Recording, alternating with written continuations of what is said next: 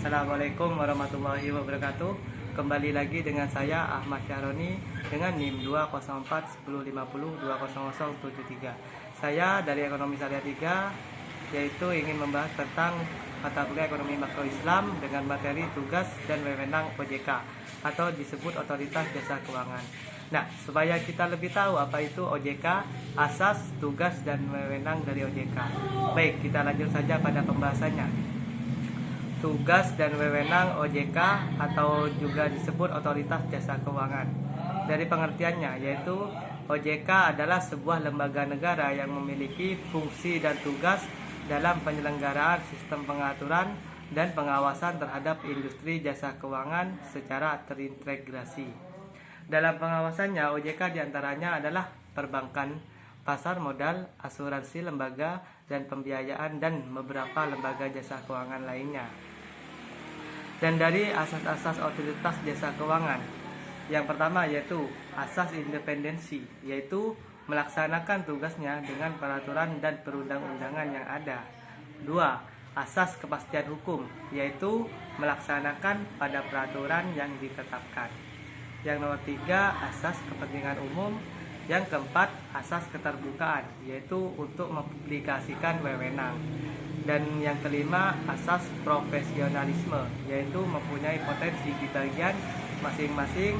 Dan 6, asas integritas, orang yang taat pada peraturan.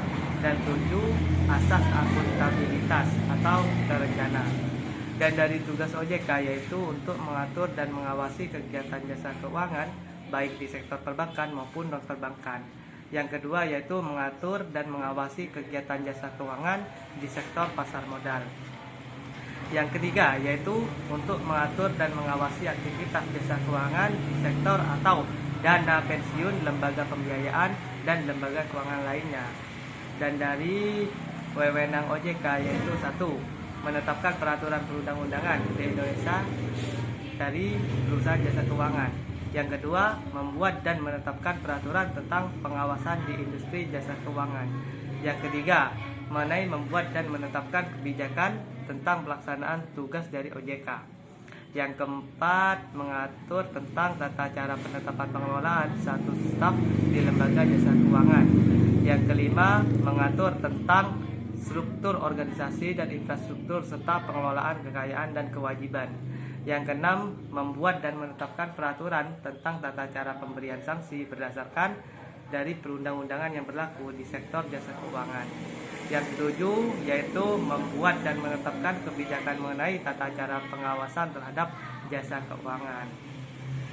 Dan yang ke-8, dari OJK dapat melakukan pengawasan, pemeriksaan, penyidikan, dan perlindungan konsumen, dan tindakan lain terhadap lembaga jasa keuangan. Yang 9, memberikan sanksi administratif dari kepada pihak yang melanggar peraturan perundang-undangan di sektor jasa keuangan.